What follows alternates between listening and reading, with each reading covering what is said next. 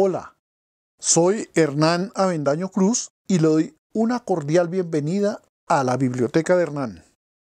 Hoy vamos a discurrir por los campos de la novela histórica, aun cuando la obra en particular que tenemos tiene una estructura que hace difícil esa clasificación de novela.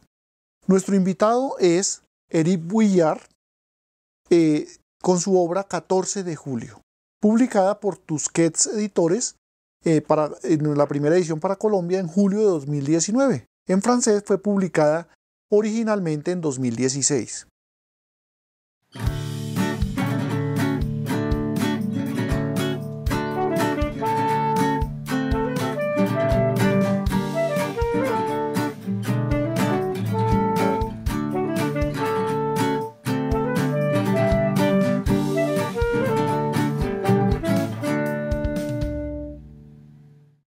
Éric Vuillard es un escritor, cineasta y dramaturgo nacido en Lyon, Francia, en 1968. Estudió Historia y Civilización y luego cursó posgrados en Filosofía y Antropología. Como ya tuvimos oportunidad de apreciarlo en otra obra de este autor, El orden del día, el estilo de Vuillard tiene como un elemento distintivo la reconstrucción con base en documentación histórica de aspectos poco o nada resaltados por la historia tradicional. Con esos retazos de historia, reconstruye escenarios y les da una dimensión increíble que sitúan al lector en la mitad de los hechos, haciéndolo sentirse parte de los acontecimientos. Esto es lo que algún analista denominó ficciones reales, como rasgo distintivo de las obras de Vuillard. En este corto libro, el autor revive la toma de la Bastilla el 14 de julio de 1789, un hecho fundamental en el comienzo de la Revolución Francesa. La obra comienza con la referencia a un acontecimiento que al parecer fue premonitorio de la situación que venía. Fue la matanza de la Folie Teuton en la barriada de Saint-Antoine en París, cuando el pueblo protestaba por la petición del empresario Rebillon a la asamblea electoral de su distrito de bajar los salarios de los trabajadores de su fábrica. Argumentaba que era la forma de poder afrontar la competencia de productos de otros países. Henriot, otro empresario, también tomó la misma decisión, pero lo hicieron en un momento en el que Francia vivía una situación de escasez de alimentos. Había un elevado desempleo y, como consecuencia, se incrementó la miseria y cada vez más personas morían de hambre. En varias regiones se habían registrado motines contra el hambre y habían asaltado graneros. El 27 de abril de 1789, el pueblo amotinado arrasó la vivienda de Henriot y el 28 la de Rebelión. En la narración de este episodio, como en otras partes de la obra, Vuillard hace un contraste entre esta situación que vivían los pobres y la de los ricos, con la gran ironía que lo caracteriza. Veamos cómo lo expresaba. Allí está la Folie Teuton, donde el trabajo se troca en oro, donde la vida agostada muta en golosina, donde todo trabajo de los hombres, cotidiano, ingrato, donde la mugre, las enfermedades, la indigencia, los niños muertos, los dientes podridos, el pelo estropajoso, las callosidades, las desazones de toda el alma, el mutismo espantoso de la humanidad, todas las monotonías, las rutinas mortificantes, las pulgas, las sarnas, las manos asadas por las calderas, los ojos que reducen en la negrura, las penas, las desolladuras, el puaj del insomnio y el aj de la chiquillería. Allí es donde todo esto se convierte en miel, en cantos, en preciosos cuadritos. Según la narración de Vuillard, en estos hechos fueron asesinadas más de 300 personas indefensas, muchas más de las que murieron en la toma de la Bastilla.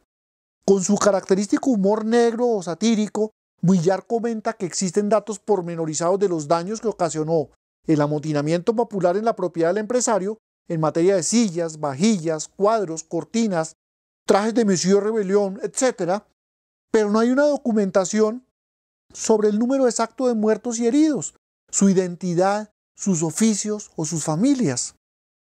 Esos hechos muestran el descontento y la tensa situación social de Francia en 1789.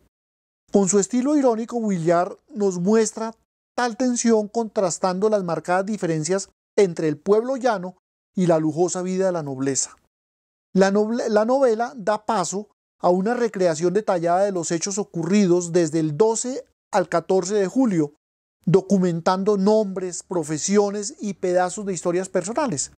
Ello, sumado a las prolijas descripciones de los barrios, las vías, las construcciones, nos sumergen en el tenso ambiente que se vivió en París en esos días históricos. Vuillard busca con su novela mostrar una dimensión de la que los historiadores de la Revolución Francesa, así como de otros hechos históricos, con frecuencia se olvidan, cuando todo lo atribuyen a grandes personajes que ni siquiera estuvieron en los sitios de los acontecimientos, ignorando en cambio el protagonismo de los héroes anónimos del pueblo llano. En 14 de julio no hay personajes inventados. Son personas que realmente participaron en los hechos y son rescatados por el autor de los archivos de París. El autor también aprovecha para mostrar cómo la historia oficial y la tradicional tergiversan los hechos. Por ejemplo, el autor describe al político Jacques-Alexis Thuriot, un personaje que fue ensalzado por el historiador Michelet a finales del siglo XIX. Michelet es ridiculizado por Bouillon, pues en su novela muestra que la actuación de Thuriot el 14 de julio fue grotesca, y hemos de suponer que este cuestionamiento lo hace como producto de su rigurosa investigación muy bien documentada. En esta novela, como es tradicional en Vuillard, la narración es hecha por un tercero, aun cuando hay partes de la obra en que se involucra un actor que habla en primera persona. No hay diálogos directos, sino que ellos son contados por el narrador. La obra tiene un desarrollo lineal en el tiempo, con algunas pequeñas escapadas a las historias personales de algunos de los anónimos protagonistas y con miradas al futuro de otros que tuvieron alguna proyección en el escenario de la Revolución Francesa o en el posterior imperio napoleónico. El enfoque de Vuillard, como suele ocurrir con la aproximación de la literatura a la historia, no es del agrado de los historiadores. Pero, como el autor lo ha señalado en varias entrevistas, él no parte de la idea de que el pasado ilumina el presente, es decir, que el que no conoce el pasado está condenado a vivirlo nuevamente, sino que desde el presente se puede arrojar luz al pasado para comprenderlo mejor. En otras palabras, pues coincide Vuillard con un creciente grupo de historiadores que son conscientes de la necesidad de reescribir la historia y eliminar los sesgos y problemas de interpretación que los historiadores como el mencionado Michelet dieron en el caso de la Revolución Francesa.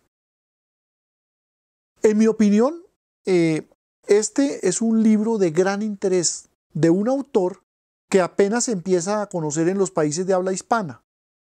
Trae unas ideas y visiones refrescantes que deberían fortalecer en nuestros países el trabajo que algunos autores ya vienen haciendo desde la historia y desde la literatura. Todas estas son motivaciones para invitarlos a leer a Éric Vuillard. Así cerramos nuestro comentario de hoy en la biblioteca de Hernán.